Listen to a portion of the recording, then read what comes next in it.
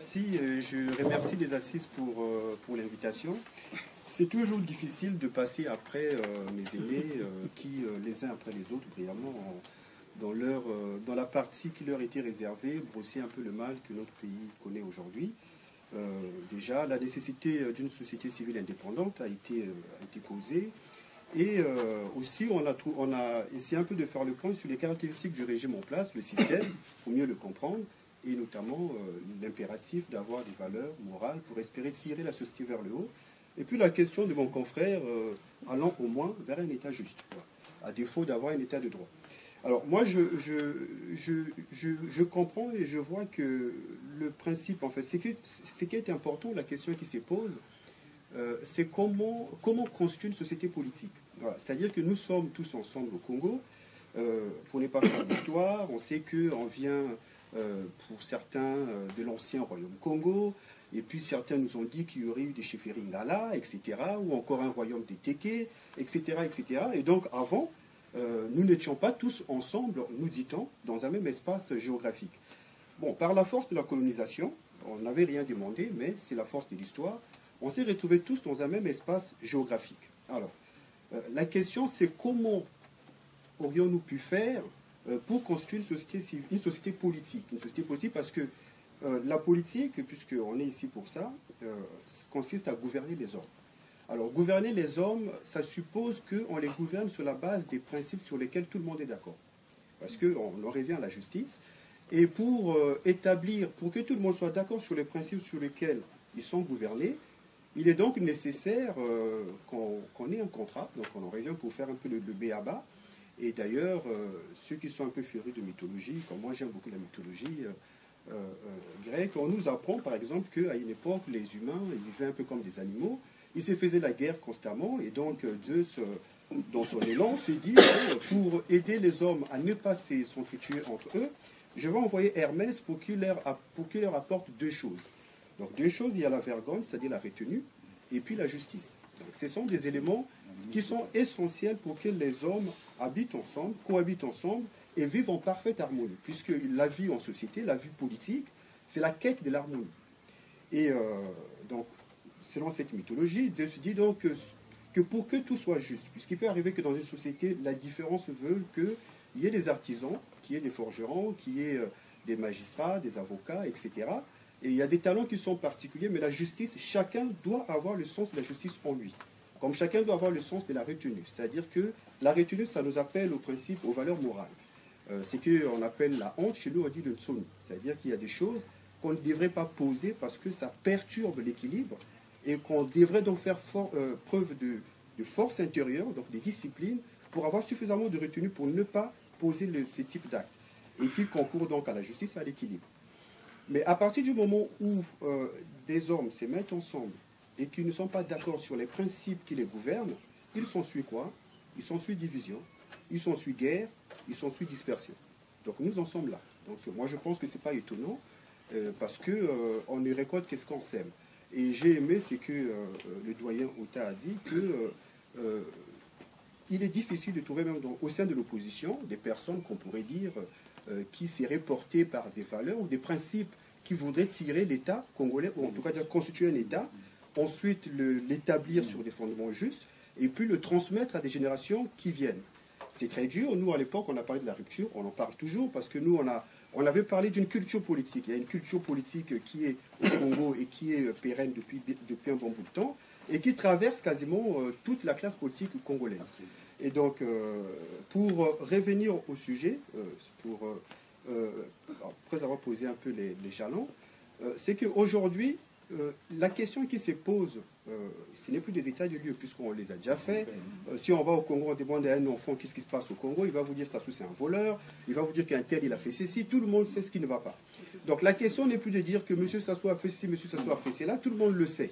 Donc la question qui se pose, c'est quelle société voudrions-nous construire pour que déjà, il y ait un vrai vivre ensemble, puisque tout le monde a ses mots dans la bouche. Alors, c'est quoi le vivre ensemble? Et vivre ensemble, est-ce que ce serait que j'en ai suffisamment marre de voir que ce sont les mêmes qui dirigent? Je voudrais aussi que les gens de mon coin dirigent pour que, là, enfin, on puisse dire que le vivre ensemble est possible. Mais c'est quoi le vivre ensemble? C'est quelle société voudrions-nous construire et sur quel principe, quel principe ou quelle valeur.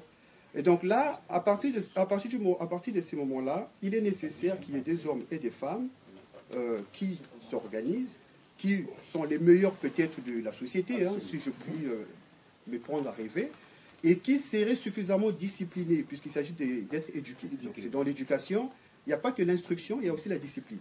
C'est ce que disait Emmanuel Kant. Dans l'éducation, il n'y a pas que l'instruction, il y a instruction plus discipline. Alors, le problème que nous, on a, c'est qu'on confond souvent éducation qu'avec instruction. Ça fait qu'on a beaucoup de gens diplômés, mais au niveau de la discipline, c'est très difficile. Parce que la discipline, ça exige que quand on te donne un poste, tu dois t'en tenir qu'à ce que la loi te reconnaît à faire et n'est pas aller au-delà. Et même si on est tenté, parce que tous les hommes sont tentés, il faut faire preuve de suffisamment de retenue, on en revient encore, pour pouvoir utiliser cette discipline-là intérieure qui nous force à nous conformer à ce qui doit être fait, donc le devoir.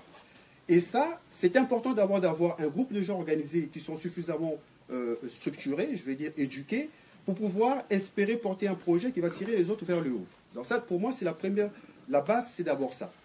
Et pour avoir une justice, et ensuite ces gens-là, organisés, pourraient par la suite mener un combat, donc dans le cadre d'une organisation, et une fois que ce combat va être, je l'espère, avoir gain de cause, et là, poser les bases d'un vrai État. Parce que l'État, pour qu'il y ait un État, j'en reviens encore, il faut qu'il y ait un contrat social. Il faut que tout le monde soit d'accord sur les principes et les règles. Pour qu'il y ait une justice impartiale, il faut qu'il y ait des magistrats. Parce que ce qui fait la force d'une société, c'est d'abord les hommes.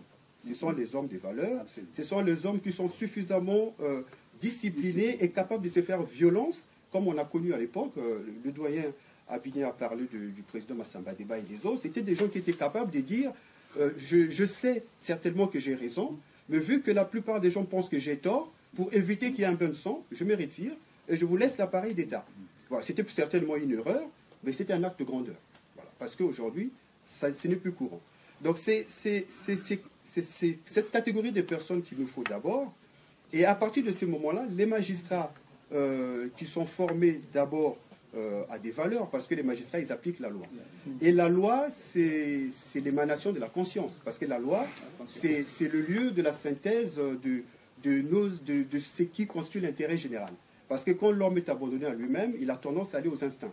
Voilà, c'est-à-dire que je ne comprends pas pourquoi c'est toujours un tel qui est associé par moi, donc il y a des intrigues, et puis bon, le soir on vient, on fait une effraction, on entre chez lui, on lui vole ses choses, parce que c'est instinctif. Donc l'homme abandonné à lui-même, il revient, il n'est même plus un animal, il devient une bête, parce que l'animal au moins est gouverné par la loi de ses instincts. Donc il a des choses qu'il ne peut pas faire, il est resté circonscrit dans ses instincts.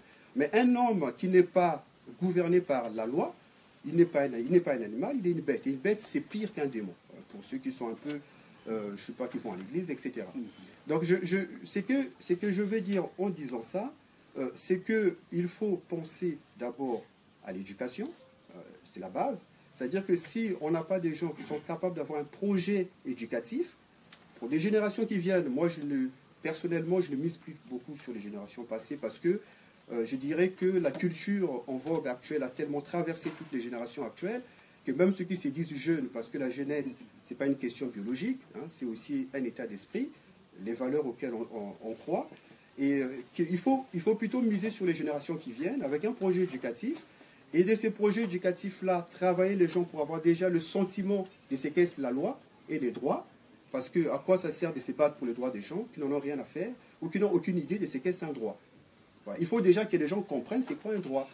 Par exemple, pourquoi je suis censé payer des taxes pour la mairie et puis chez moi il y a de la poubelle, de la saleté partout.